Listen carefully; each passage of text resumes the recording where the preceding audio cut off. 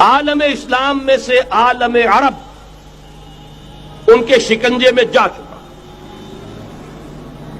کیوں بنا کر کھڑے ہوئے ہیں اسرائیل کو ماننے کے لیے اور سر تسلیم خم کرنے کے لیے؟ بہرحال نوٹ کر لیجئے، عالم عرب جا چکا ہے۔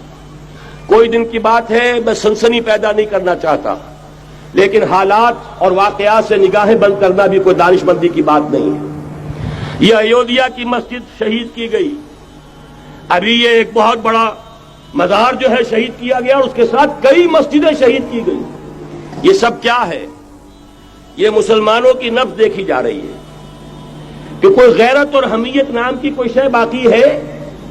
جیسے علامہ اقبال نے وہ نظم لکھی تھی، عبد القادر روہیلا بڑا ظالم جفاجو کینہ پرور تھا، لیکن یہ کہ اس نے جو ایک ٹیسٹ لیا تھا کہ وہ جو عورتیں ہیں تیموری خاندان کی، ان میں کوئی رمق رہ گئی ہے؟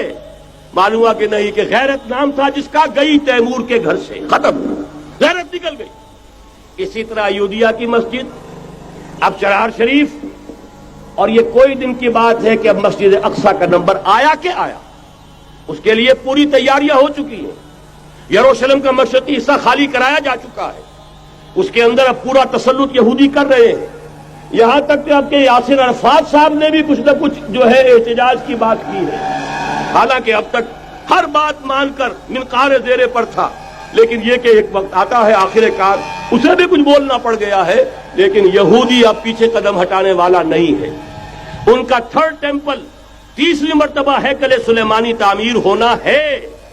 نوٹ کر لیجئے، ان کے لیے وہ وہی کچھ ہے جو ہمارے لیے کعبہ ہے، ان کے لیے ہیکل سلیمانی بالکل وہی حیثیت رکھتا ہے جو ہمارے لیے کعبہ۔ وہ ہیکل سلیمانی ایک مرتبہ پہلے نبوکدنضر کے ہاتھوں مسمار ہوا، پھر سن 70 عیسوی میں ٹائٹس کے ہاتھوں مسمار ہوا، سن 70 کے بعد آج 1995 میں کتنے برس ہو گئے؟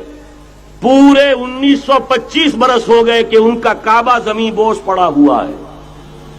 اب تک تو ان کا بس نہیں تھا، اب تو بس ہے کہ نہیں؟ اب ان کی حکومت ہے کہ نہیں؟ اب شاہ حسن ہو چاہے شاہ حسین، ان کے نوکر اور چاکر ہیں یا نہیں؟ اب انہیں ڈر کس کا ہے؟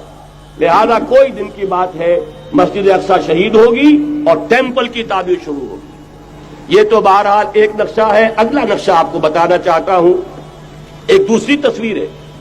یہ تصویر ہے زمینی، ایک تصویر ہے آسمانی۔ وَمَكَرُوا وَمَكَرَ اللَّهُ وَاللَّهُ خَيْرُ الْمَاكِرِينَ۔ انہوں نے اپنی سی تدبیریں کی، اللہ نے اپنی تدبیر کی، اور ظاہر بات ہے اللہ کی تدبیر سے بہتر تدبیر کس کی ہوگی؟ چنانچہ یہودیوں کی سازشیں اس وقت بھی ناکام ہوئی تھی یا نہیں؟ ظاہر بات ہے جاء الحق وزهق الباطل ان الباطل کان زہوقا۔ لہذا یہ آیتیں دونوں اعلان کر رہی ہیں کہ یہودیوں کی سازشیں بالآخر ناکام ہوں گی اور دین حق کا بول بالا ہو کر رہے گا۔ یہ تو ان آیتوں سے ظاہر ہے۔ یریدون لیطفئوا نور اللہ بافواہہم واللہ متم نورہ ولو کرہ الکافرون۔ یریدون ان یطفئوا نور اللہ بافواہہم ویابى اللہ الا یتم نورہ ولو کرہ الکافرون۔ هو الذی ارسل رسولہ بالہدی ودین الحق لیظہرہ علی الدین کلہ ولو کرہ المشرکون۔ اللہ نے تو بھیجا ہی ہے اپنے رسول کو اس فیصلے کے ساتھ اور یہ ذمہ داری اور مشن دے کر کہ جو دین حق آپ کو دے کر بھیجا جا رہا ہے اسے غالب کیجئے، نافذ کیجئے، قائم کیجئے، اس مشن کے ساتھ بھیجا جا رہا ہے۔ قرآن کہتا ہے ببانگ دول وما ارسلناک الا کافۃ للناس بشیرا ونذیرا۔ اے محمد صلی اللہ علیہ وسلم، ہم نے نہیں بھیجا ہے آپ کو مگر پوری نوع انسانی کے لیے بشیر اور نذیر بنا کر۔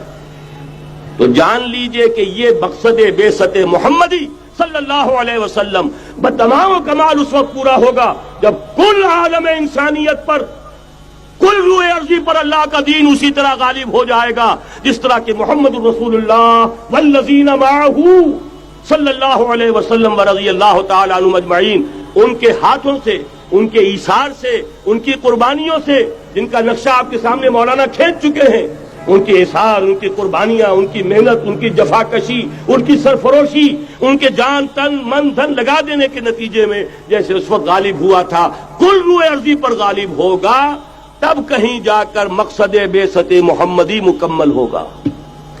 یہی وجہ ہے اقبال نے کہا تھا وقت فرصت ہے کہاں، کام ابھی باقی ہے، نور توحید کا اتمام ابھی باقی ہے۔